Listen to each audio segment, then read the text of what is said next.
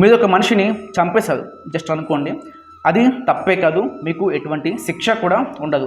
ఎప్పుడు భగవద్గీత 4వ అధ్యాయం 21వ శ్లోకం, నిరాశ్రయత చిత్తాత్మ త్యక్త్వా సర్వ పరిగ్రహ శారీరం కేవలం కర్మ కుర్వన్నాప్నోతి కిల్బిషం.